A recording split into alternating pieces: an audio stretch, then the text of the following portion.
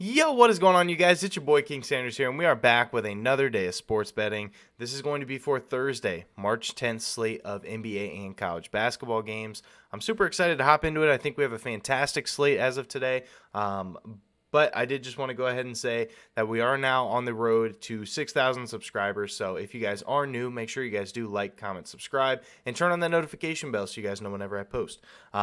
Also, just a quick shout out here to our members here on the channel. Thank you guys so much for giving such a small channel such a big chance. Shout out to all of our new members. I know we did have a couple from the past couple days, so thank you guys so much for that. It truly does mean so much to me. So let's go ahead and do a quick recap as of yesterday. We had a pretty rough day.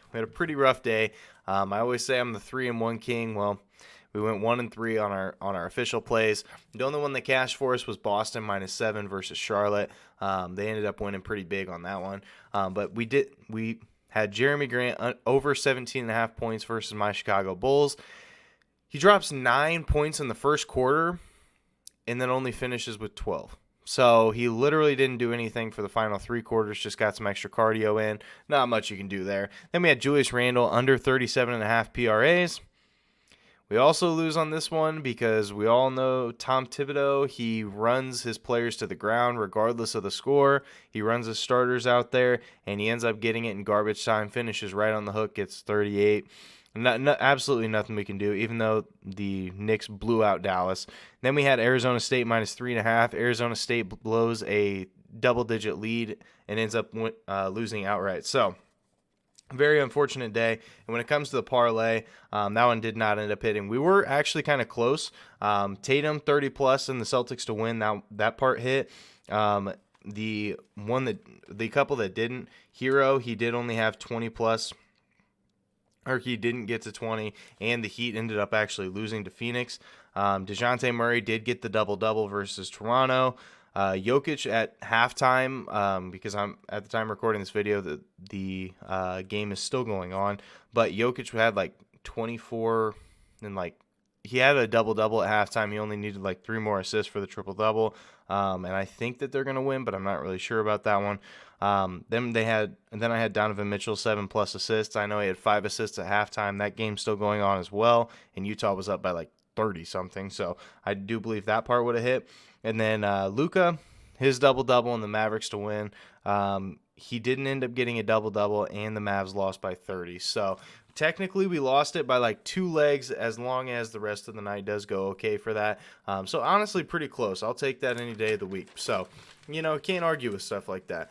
But hopefully the next one is going to be the one. So there are only 2 NBA games on today, so I do have 2 plays in the NBA and 2 plays in college basketball. So I'll probably have an added play throughout the rest of the day, but so make sure to follow me on Twitter and check the pinned comment section, but I'm not really sure. So our first play of the day is going to be James Harden over 7.5 rebounds versus the Brooklyn Nets at -140 odds. James Harden has been on Philadelphia for 5 games this year, and he has covered this exact line in 4 of them. So he's been really, really solid lately, covering 80% of the time here on his new team.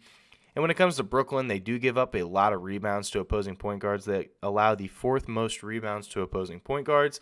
And also Brooklyn, they actually play at a pretty fast pace, surprisingly. They actually play at the 11th fastest pace in the entire NBA, and I do think that stays pretty consistent, especially with Kevin Durant back on the floor now. And if you look at it last game that the Brooklyn Nets did have versus the Charlotte Hornets, Terry Rozier was actually able to grab 8 rebounds. So I think that, guards do see a pretty good rebound record or rebound log versus the Brooklyn Nets. So we're going to be riding with James Harden against his old team. He's going to be looking to make a statement for sure. So we're going to be taking Harden over 7.5 rebounds versus Brooklyn at -140 odds. Our second play of the day is going to be Golden State -2.5 versus Denver at -115 odds.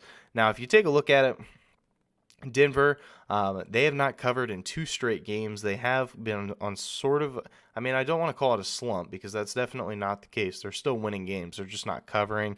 And Golden State, they actually have started to turn things around despite not being very good recently. They have covered in 2 straight games recently. And Denver this year at home, they are a lot better on the road. They're actually just 13-18 against the spread at home.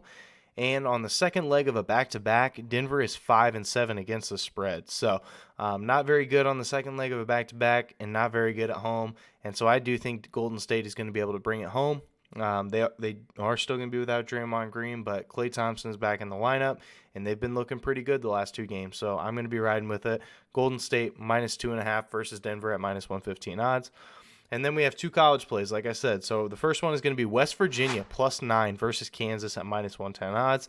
West Virginia has actually been a really solid team heading into this tournament. They have covered in 4 of their last 5 games. And Kansas, they've been on the flip side of this. They have only covered in 1 of their last 4 games. And on neutral sites, Kansas, they are just 1-3 against the spread, so not really the greatest. And West Virginia, they are 3-1 on neutral sites. So I think that we see a ton of value here for West Virginia. I feel like that's just a couple too many points, honestly. So I really like our odds here. So we're going to be taking West Virginia +9 versus Kansas at -110 odds. And then our fourth and final play of the day, like I said, I'll probably be adding more, so make sure to follow me on Twitter and make sure to check the pinned comment section before the games actually start. But we do have Maryland +3 versus Michigan State at -110 odds. Maryland, they have been red hot going into the Big Ten tournament. They have covered in 5 of their last 7 games, and I don't really foresee that slowing down anytime soon. Michigan State, they're kind of on the opposite end. They're starting to trend downward. They've only covered in 3 of their last 11 games, so not very good odds there. And when it comes to Michigan State, in neutral site games this year, they are 2-3 against the spread, and in conference play this year, they are 9-11 against the spread. So, not too great in these Big Ten conference games, and not very good on neutral site. So I think we see a ton of advantages there. And Maryland, they are 2-1 against the spread on neutral site. So we're going to be taking our odds here with Maryland +3 versus Michigan State at -110 odds. Now I know that these 2 teams did just match up against each other not too long ago, and I know that Michigan State did end up winning by double digits. They won by 10, but this is the Big Ten tournament, and it's very tough to beat a team in college basketball 2 games in a row, let alone end up winning by like a big margin. So I do think that we see a ton of value here for Maryland. So that is our fourth and final play of the day. Maryland +3 versus Michigan State at -110 odds.